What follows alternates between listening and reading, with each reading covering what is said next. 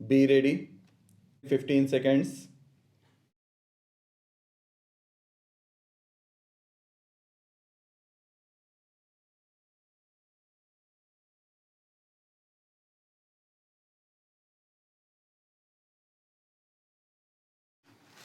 Relying on the decision of this court in Indra Savane case, the learned council has poured that economic criteria cannot be the sole basis to provide reservation.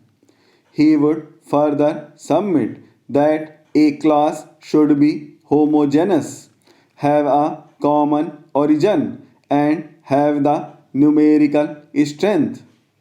The EWS created by the amendment in question does not fulfill any of the criteria and hence cannot be called a class for any state action, particularly the affirmative action.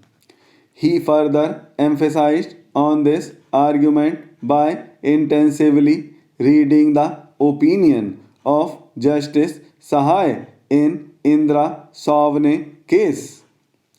The learned council has further submitted that the amendment in question fails on all the basics of equality code because if poverty is the rationale behind it and it aims at providing jobs for the poor by way of reservation, then the amendment fails to address as to how the poverty of the forward class is different from that of the SCs, STs, and OBCs. Hence, the amendment in question fails the twin test of rationality and nexus and violates the basic structure of constitution. Learned Senior Council has submitted that in India reservation formed a special part of affirmative action. It is within the larger affirmative action circle that reservation finds its place. Drawing analogy with countries like USA, Israel, and Germany, the Learned Council has submitted that indeed affirmative action can be an answer, but it is not the only answer. There are therefore many ways of addressing the issue of economic disadvantage other than reservation as has been done by these countries. He would further submit that the limit for such reservation cannot exceed 50% except in cases where compelling reasons arise.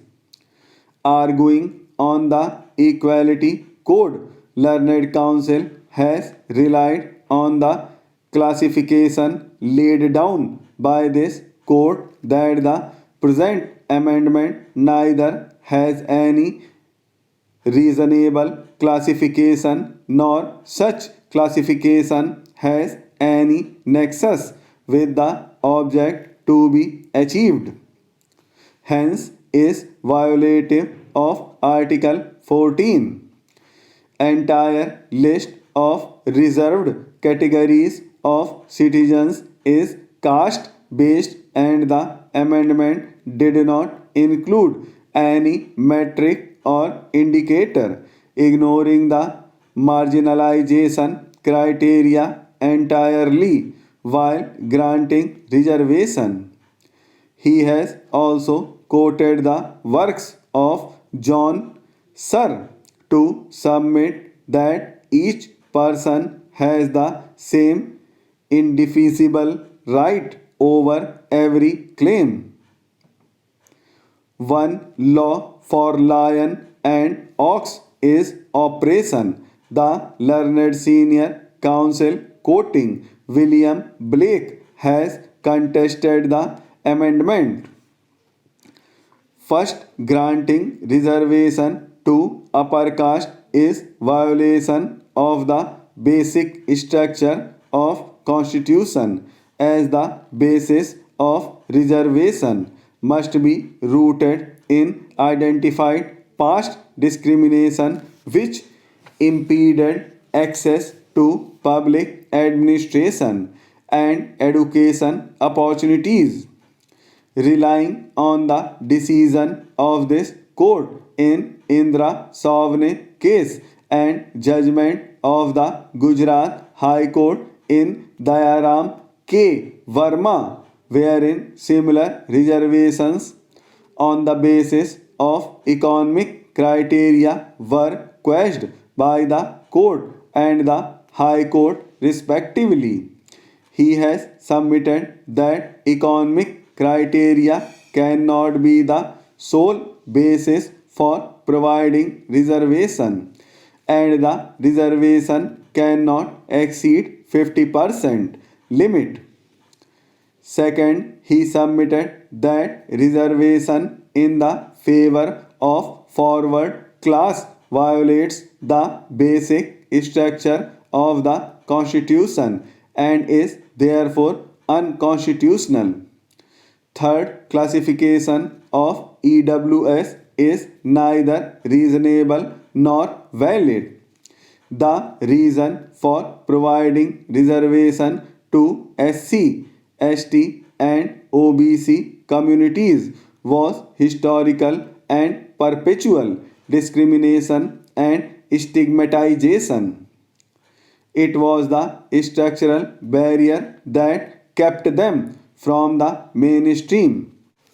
Reservation cannot be used as a poverty alleviation scheme.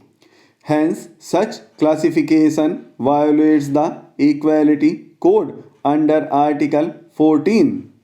Fourth, the amendment in question fails the width test laid down by this court in M. Nagaraj, as there are no limitations or indicators that have been devised to identify the people falling under the EWS, whereas for each category, be it SC, ST, or OBC, the Constitution is overseeing the reservation by virtue of Article 366.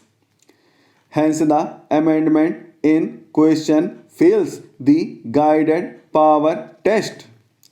Learned senior counsel, while placing reliance on Constituent Assembly debates and decision of this court in Keswanand Bharti case, has argued that the 103rd Amendment violates the basic structure of the Constitution as it changes the identity of the Constitution.